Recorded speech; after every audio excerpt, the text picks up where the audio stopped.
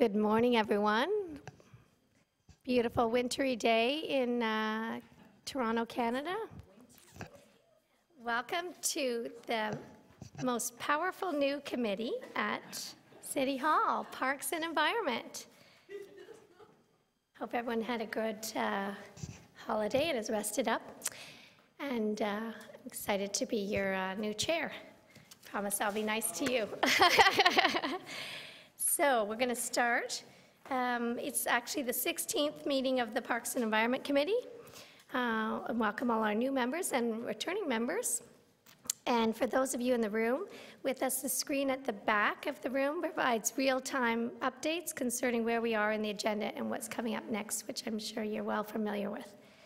And you can also follow the agenda and debate on your computer, your tablet, or any other electronic device at www.toronto.ca/council. And the Parks and Environment Committee gratefully acknowledges is meeting on the traditional territory of the Mississaugas of the New Credit, the Haudenosaunee, and the Huron-Wendat, and home to many diverse Indigenous peoples. All right. So first we're going to go through, declarations of interest under the Municipal Conflict of Interest Act. Seeing none. Anyone? Oh, you have an interest with trees? Okay, great. Yeah. Confirmation of the minutes from November 17, 2016. Councillor Layton, thank you.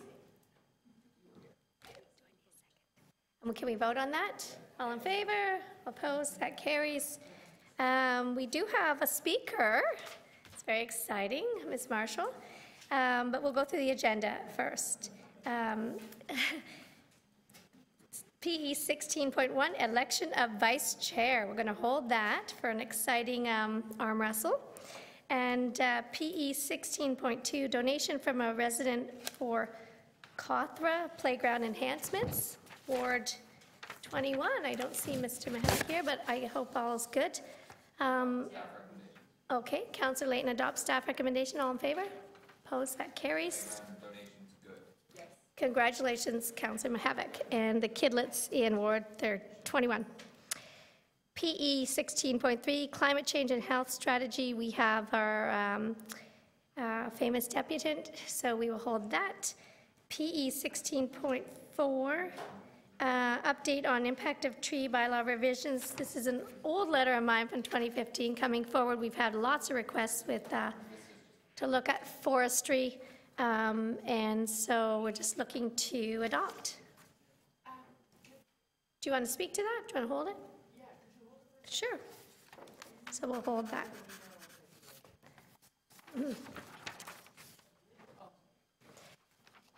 Okay. So we will start with the election of vice chair. Are there any nominations for vice chair for Parks and Environment Committee? Councillor Carroll. Yes, I'd like to nominate Councillor Doucette. All right. Do you accept this beautiful nomination? I do. Thank you. Sounds like a wedding. For as long as you're here. Are there any other further nominations? I just want to mention this is coincidentally the same day that the Electoral College votes are going to be counted for Donald Trump. So I just want to acknowledge that, Councillor Doucette. Thank you. Thank you for changing the tone in the committee room. Are there any further nominations? And the last time, are there any further nominations for vice chair? Last call. All right.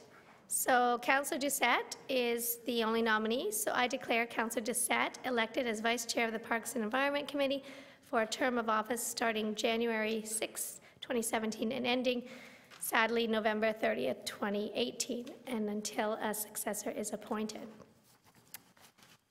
All in favor? Yeah, you can shamelessly vote for yourself. Unanimous. Thank you. Congratulations, Councillor Doucette. All right. So now we're going to hold for our deputation. Number 3, PE 16.3, climate change and health strategy from the Board of Health. And so I'd like to invite Heather Marshall up to, from Toronto Environment Alliance. Heather, many of you are well familiar with Heather's great work. You know the drill? Know the drill. Thanks. Welcome. Happy New Year. Okay, well, good morning to all of you and Happy New Year. I'd like to thank the Parks and Environment Committee for welcoming me as a speaker. My name is Heather Marshall, and I'm the Campaigns Director at the Toronto Environmental Alliance, an organization that's very familiar with this committee as we work to build a greener city for all. Being the first meeting of a new year, it's a pleasure to be here, and I'd like to congratulate the new committee chair, Councillor McMahon, on her position. I'm sure you'll serve this committee very well in the next 2 years. And your committee plays a very important role in city building. Our coveted parks, our recreation programs, and the environmental resilience of our city depends on you and the votes you make, and the leadership that you show at this committee. So I definitely would like to see more agenda items on your committee in the next year. I think there's a lot we could be doing, and T would be happy to collaborate with your committee at any time or come to join, show presentations on some of the work we've been doing, like our air monitoring program that puts air monitors into the hands of residents, and they actually can go out and measure pollution in their community. We're seeing them find, parks to have better air quality than the streets nearby. We're seeing them to find major challenges with some of the construction sites in their community, and we know there's some very simple solutions that can be put in place to improve the air quality there. So the reason why I'm before you today is because of the Climate Change and Health staff report update that's here from the Acting Medical Officer of Health and her team. And of course, we all know climate change impacts are deeply connected to human health. And we also know that Toronto's most vulnerable residents will be most vulnerable to climate change impacts as well. These are impacts like extreme heat and cold, respiratory illnesses from air pollution, lack of access to active transportation and transit options in their community. But fortunately, the solutions to climate change are also very closely linked to health benefits, which means any funding we put forward for climate change investment and the collaborations we see between departments will improve our health and the environment. So the climate health report that's before you today has many strategic action areas in it. And unfortunately, we see a link between some of the clear actions that are in place in this report and some of the service reductions that are slated for cuts in the 2017 budget. So just wanted to draw attention to a few of those that are linked to this committee. Cooling centers and pools are being slated for some closure. That includes outdoor pools, wading pools, indoor pools, as well as emergency cooling centers. And this is very closely linked to our ability to deal with extreme heat days, which we've seen a significant rise in our city. We've also seen some suggested cuts around sidewalk, bus, and bicycle lane clearing in the wintertime. As this climate and health report clearly shows, we need to provide safe transportation options for people in the city, and we have to prevent slips and falls in extreme weather conditions. But most importantly, clearing the sidewalks, clearing the bus shelters makes it more makes transit and walking opportunities more accessible to everyone in our city. And obviously, that's a very low emission to no emission opportunity for people in the city. There's also suggested cuts to parks and urban agriculture programs and gardens. As this report clearly shows, our tree canopy, our green spaces, and the food programs that we run in gardens are helping to provide cooling, community spaces, and also food security and resilience in the face of low-income communities that don't have access to affordable, healthy food. We're also seeing suggested cuts for street sweeping, and this is something, although a transportation issue, can significantly improve air quality when we're doing appropriate street sweeping on our streets and keeping the litter at a manageable level. And so I certainly want to draw attention to the air quality, health, and value of doing street sweeping on a regular basis. We're also seeing cuts to CPIP grants, and there's many environmentally health-related initiatives that are funded through CPIP, including the Stop Community Food Center and Community Health Center programs that link to environmental initiatives in their community. I just wanted to draw attention to our progress report that Toronto Environmental Alliance launched this year, and it was at the midterm of council. And just to say that there's some great work happening on climate change, we've got some great solutions being put forward, and where T sees a major concern is the significant lack of investment in the climate action plan, as well as the resilient city work that needs to be done. We certainly can't keep going this way, and we could start with a $1.6 million climate change funding for the 2017 budget to really ramp up our actions. This committee will see in the 2050 action plan coming forward in April and May to this committee, and I hope that you guys can continue the leadership you had started with the 2020 plan that was passed just at council in December. Thank you very much. Terrific, thank you. That was chock full of good information. Any questions of the deputant? Councillor Doucette, Vice Chair Doucette. Thank you. Budget, going into 2017 budget, climate change. Are you going to be coming back and doing deputations? Because we really don't have any money going into the plans we've put in place. We don't have money going into our parks plans, any of our environmental plans. So are you going to come back and try and help us get some money into the budget, please? Of course, T will definitely be doing a budget deputation next week at one of the City Hall time slots. And we're also working with a lot of the climate change advocates in the city and other groups like Social Planning Toronto, who are really trying to encourage people to show up to the budget deputations and show to council what kinds of impacts they will see if we have significant budget cuts to services and a lack of investment on key things like transit and affordable housing. Thank you. You're welcome. Terrific. All right, is that it? Thank you very much. Anyone else to speak on PE 16.3, Climate Change and Health Strategy update? All right. Could I have someone move a motion to receive for information? I've got a question for staff. Oh, sorry, questions for staff. Yes, okay, questions for staff. If I could, Councillor Layton first, and then to Mr. Baxter, are you writing the report on the Green Building Code, the Green Building Standard changes? The lead group on that is planning, but we are certainly consulting with them. And when will that? Is it safe to say that that's one of our major tools in fighting, in reducing our greenhouse gases that come from buildings? Sure. I mean, the Toronto Green Standard is an example held up around the globe, and it has gone a long way so far. But the next level is much more aggressive, and I think we'll see a lot of benefits when that comes through. And what committee does that go to? Planning and growth, I think. Whatever plan, it's the chief planner has responsibility for that or carriage of that. Okay, thank you very much. No problem. thank you very much, Councillor Layton. Councillor Carroll. Yeah, I want to understand how the multi-residential building actions happen.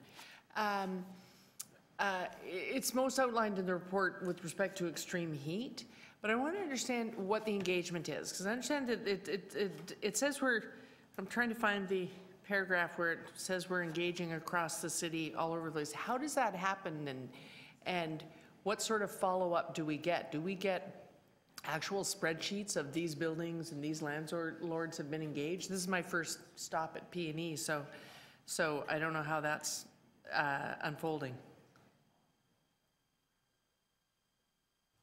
Carol Mee from Toronto Public Health. We're doing consultation right now in apartment buildings without air conditioning. And so we've done a public opinion survey. We've been doing interviews. There's a report going to the Board of Health in April that'll summarize all of the input that we've had from the residents and the landlords.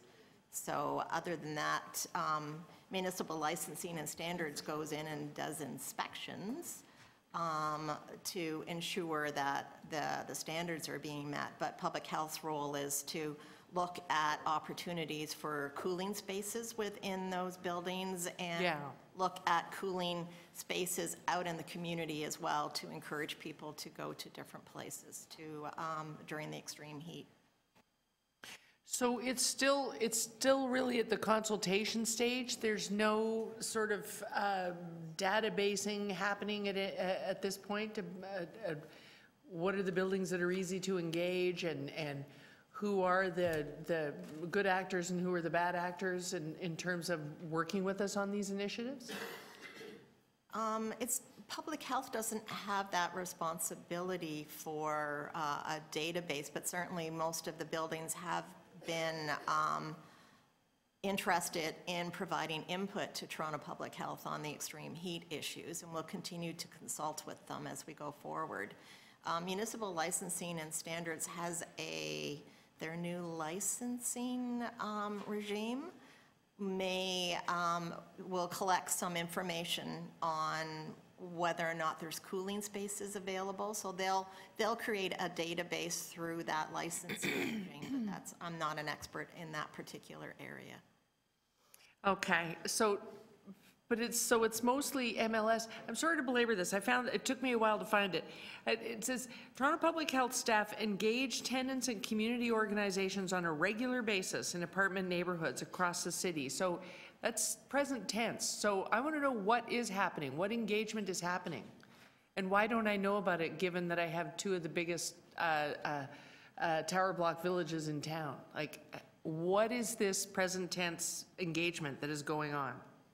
Is this a program that is staffed and exists, or? There's a variety of levels of engagement within Toronto Public Health. We have a Healthy Communities Directorate that have staff right in the various tower communities.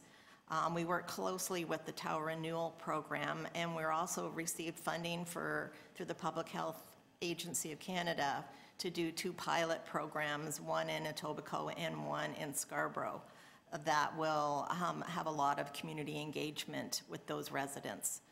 But with the specific to the heat in apartments work, the extreme heat work, there was a public opinion survey that was conducted by an online panel that wasn't specific to those particular communities. It was around apartment dwellers. So it's pretty broad-based. Right. So there is some work going on. It just so happens that it's starting in districts that don't include mine. So that's why I didn't know about it. But it is actually underway. Yes. So the question is, that takes care of extreme heat, but it was also a recommendation of the Blue Ribbon panel we put together after the ice storm that we needed to start working on a vulnerable persons in any power outage list of vulnerable people living in multi-residential buildings isolated by lack of elevators. Is that started, or we're still surveying? Because it seems to me that at both ends of the spectrum, heat and cold, that would help us if I read the impacts in 2040 correctly in this report. Yes, we are still undertaking consultation on the Vulnerable Persons Registry. The Board of Health directed us to consult on a registry that's maintained by the property owners. So we're consulting with not only the property owners, the landlords, but also residents on whether or not such a registry would be helpful or not. We're also consulting with the Office of Emergency Management and Fire Services to look at the benefits and the unintended consequences of registries. So that will also be reported in our April Board of Health report. Oh, okay. So in terms of who does what coming out of that report, by April we'll have what needs to be done, and then we'll figure out who's the logical person to do it. Yes. Okay, okay. Yes. Gotcha. Thank you. Those are my questions, Madam Chair. Terrific, thank you. Anyone else with questions? Councillor Doucette, Vice Chair Doucette. Can we just make sure that the report which comes to Board of Health comes to P&E as well then, the same as we've done with this one? Sure. Sure. Because, again, this is a committee where we can help deal with these things at the same time. Absolutely. Perfect, thank you. All right, thank you very much. All right, speakers, anyone to speak?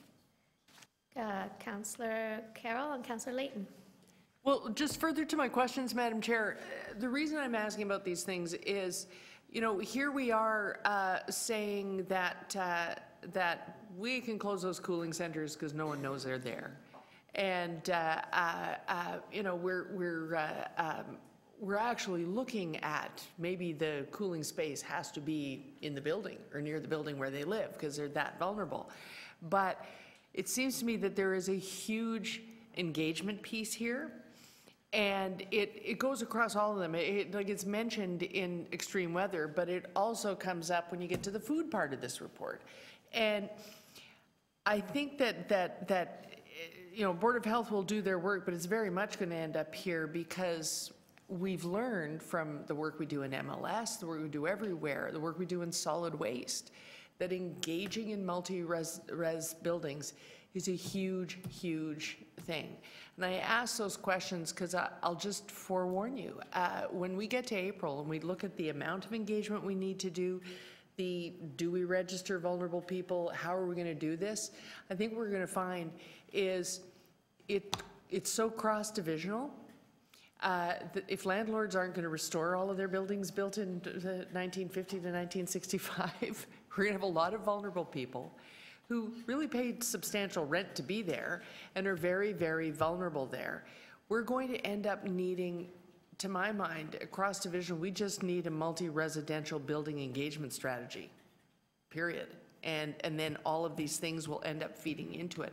Our climate change actions, our food security actions, our pest and lice and bed bug actions will all be able to feed into a unit that's engaging the landlords and the tenants on how our vertical communities work. And I think that's going to be a huge banner for P&E to wave, because it would seem that all of these things are to leave the Board of Health arm's length agency. This is their next stop. So I'm just forewarning, that's why I'm asking those questions, because we don't have a great track record. Our organics program will show you we don't have a great track record in terms of engaging with either the landlord or the tenant and making the thing we're trying to make happen actually happen. Yeah. Good point, Councillor Carroll. All right.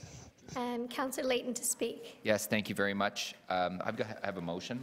The Director of Environment and Energy provide an update to the Parks and Environment Committee in the first quarter of 2017 on the proposed changes to the Green Building Standard. The Green Building Standard are possibly this city's strongest tool to reducing the greenhouse gas emissions of our buildings in the City of Toronto. Right now, they are a global standard, but they're in danger of falling behind. And we are empowered through the City of Toronto Act to do this.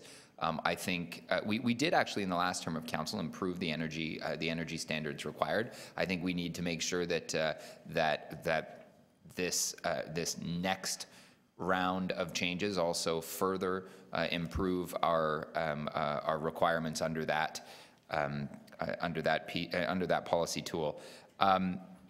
It doesn't come to this committee though, and I think that that's a shame. I think that it's important that the environmental lens as well as a planning and growth lens is taken to this. I suspect that if you talked to the building industry, the first thing on their list isn't going to be saying yes to additional requirements that they add certain types of insulation, use certain materials, that they recycle when they demolish. That's not going to be top of mind to them.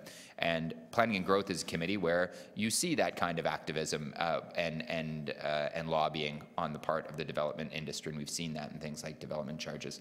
I would love to see a more environmental lens be put on the Green Building Standard at this committee, and I think that hopefully I have the agreement of the chair, and we'll be able to at least get an update. How we use that time is, I think, a different question that is one for clerks.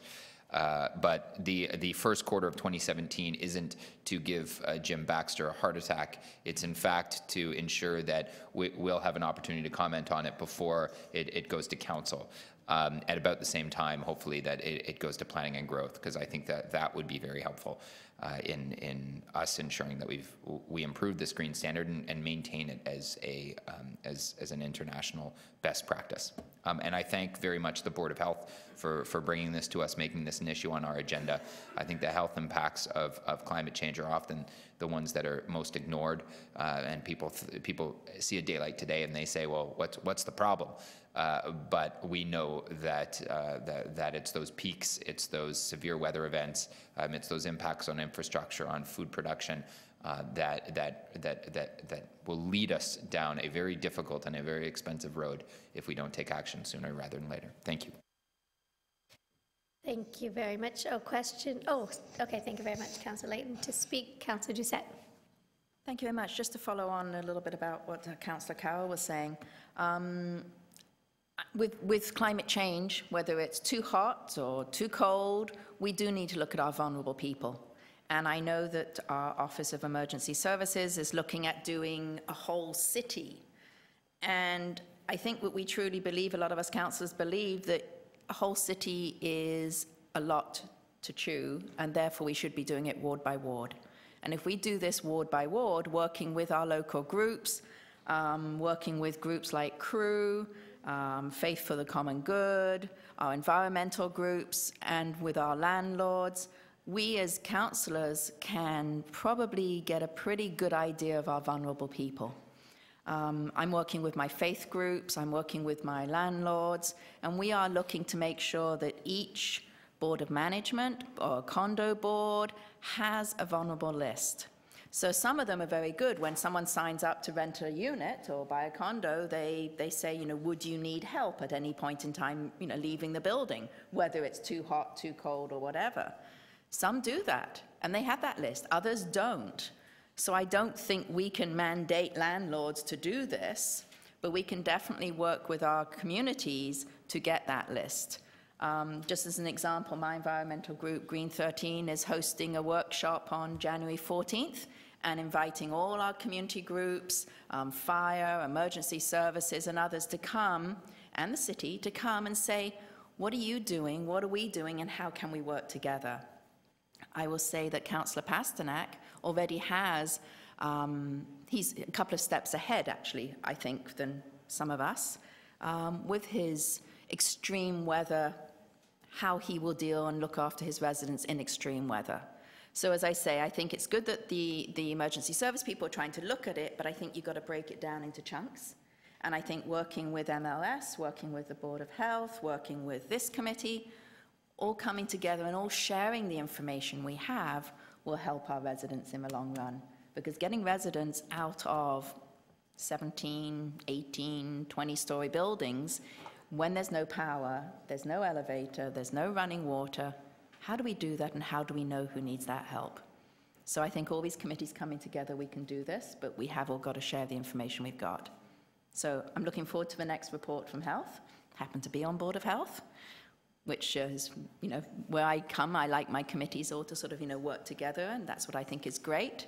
So I think we've got to continue all working together. But thank you. Thank you very much, Vice Chair Doucette. All right. So we have one motion on the table, which is a terrific idea. Is that to speak on your motion again? Okay. Oh, keener. All right. All in favor of motion? All opposed? That carries. All right. Terrific. And last item of the day, sadly, is PE 16.4. Councillor Carroll held this update on the impact of tree bylaw revisions. Did you want to speak? Madam Chair. Questions or? Well, I asked my question offline, so maybe I just need to speak to it, because I don't think it's going to require a motion. Okay. I reached out to the chair when I read the agenda, because this is one of those reports where we're asking for an update on it because we all have issues going on in different regions. So we used to have this great thing. Clerks are mean, so we're not allowed to do it anymore. But we used to do a thing when that happened, when the motion was, I have an issue, so please write a report telling me everything about trees and tree protection. And then the report would come forward, and the one thing I was hoping you'd address is missing from the report. So now we've just wasted 3 months of staff's time. So in a case like that, where it was kind of a catch-all motion, we used to say that it should start with a council reference group, that we get together informally and say, here's my catalog of issues, make sure that you spend some time on this, and this is what I'm looking for. And we did it in a group because what someone else said, if everyone else said, gee, that's not an issue, then you'd know, okay, you know what, this counselor just has an issue and that's easily resolved, versus, yeah, a bunch of nodding heads in a room. But that is an informal meeting that now can't happen. You'd have to provide notice and such. But I asked the GM about this offline, and so what they are going to do is canvass us individually a bit before embarking on the report, and I think that's key, because some of the issues may simply be a district service level interpretation, or they may be a full citywide policy problem. So I'm prepared to just move that we proceed with them writing the report, because that's going to happen. And we may even wish to, you know, reaching beyond this committee, you know, I will say, for instance, don't start writing this report without talking to Councillor Robinson, because she has had the biggest challenge in the North District Community Council area. But that's going to happen anyway, just as an undertaking. Yeah. Okay. Terrific. And I'll just add to that that I think this issue is top of mind to almost every councillor I speak to. And and that shows with the many motions, Councillor Robinson, Councillor Fletcher at the last council meeting, and this one ongoing from a few years ago. So we look forward to receiving that report and getting full details. All right, would anyone to move adopting, or I'll just do it myself, selfishly. All right, move for adoption. All in favor? Opposed? That carries. Anything else you guys want to chat about this morning at 10:05? Very succinct. All right, move to adjourn our fantastic committee. Councillor Matlow? All right, all in favor? Have a great, warm weekend. Thanks, clerks.